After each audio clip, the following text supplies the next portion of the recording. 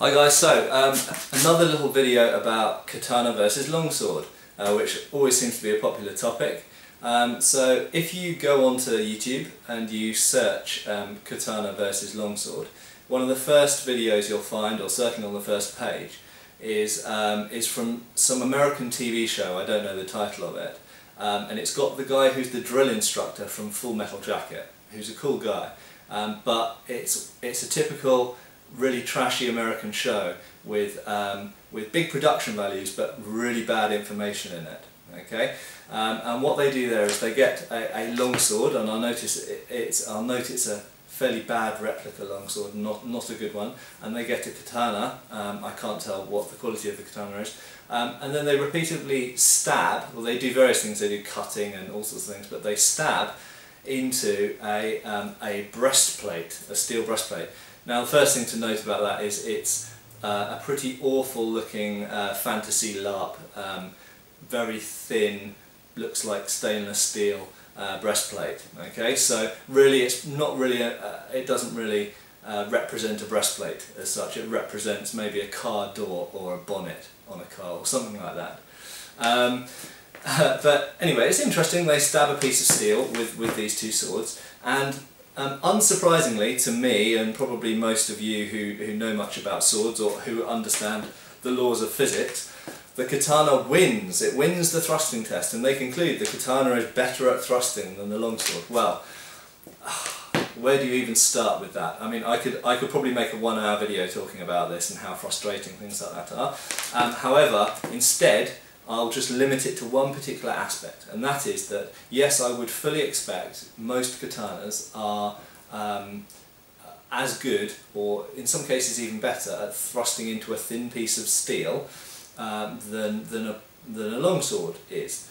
Although it depends massively on what kind of longsword you're talking about. Firstly, if you look at Oakeshot's typologies, you'll know that there are longswords which have quite spatulate rounded points, some that have quite pointed but still quite broad points, and then some which were popular in the age of armour, of full plate armour, that are like this. And this is the sword we saw before. This is the Albion Ringneck, and this is a very pointy sword.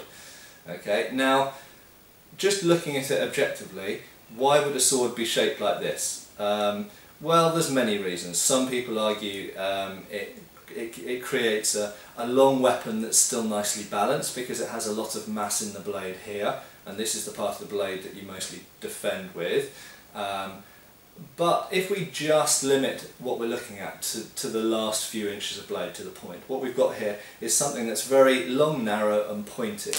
What we've got with the katana is something that's quite pointy but quite fat, quite broad. Okay, and clearly they're utterly different points for utterly different jobs. And I suppose this is the point that I really want to make, is that everything in history and in the study of the history of swordsmanship is about context. These points were designed for utterly different things.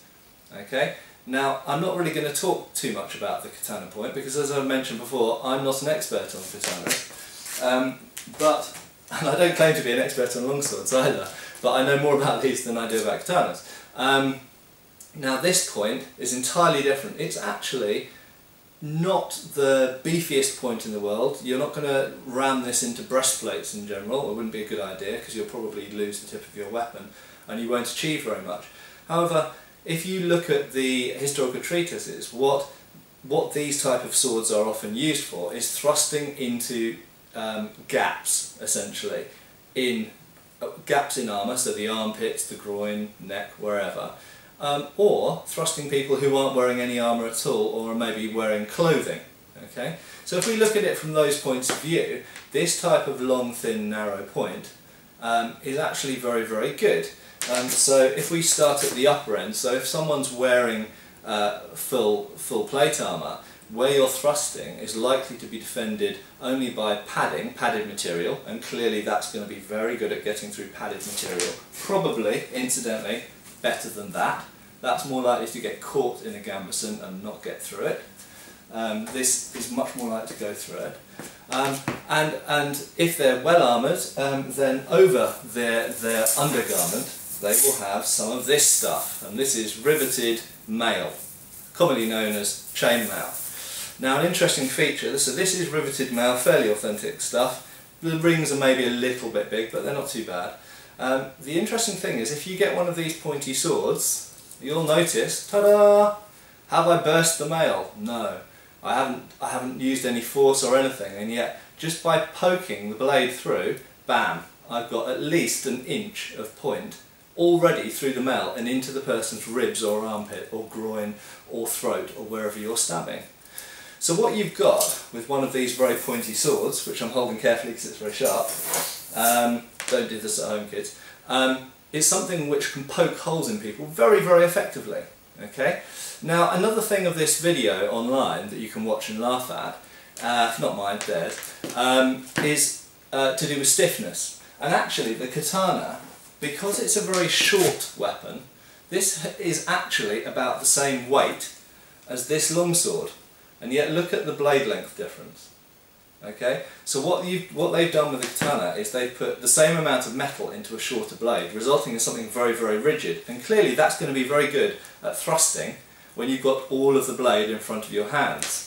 Okay? With the longsword, you've got a weapon that flexes more easily, which means if I'm thrusting into a hard object like this, it's going to flex, and that's going to take force away from the thrust and might go against my ability to penetrate. However, we've got something called half swording, and I know they have this in Japanese swordsmanship as well, but if you're fighting against a resistive substance, that is why you get this sort of thing, that sort of thing start to happen, okay? Because now, when you thrust, instead of the whole blade flexing, you're only dealing with this much of blade in front of your hand flexing. So what you're essentially doing is not only assisting with the point being more accurate into a gap, but you're making a more rigid blade as well. So, in short, to conclude, the katana point and the longsword point are very, very different, designed for completely different jobs, and possibly used in quite different ways, and against completely different substances, in different circumstances.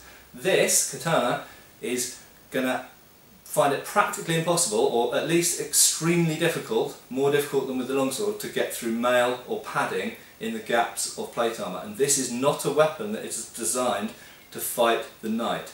Okay? This is the weapon that's designed to fight a knight. So in knight versus samurai, okay, in full armour, the knight probably wins if he stays at distance, because he's got the weapon to fight a guy in armour, okay, fight a guy in steel armour that he's wearing. The samurai, so-called samurai or ninja, whatever the guy using the katana is, doesn't really have a weapon that is designed to be able to fight the guy in plate armour. Okay, so debate that, feel free to disagree, and be careful when you're handling sharp swords. No cuts. Cheers.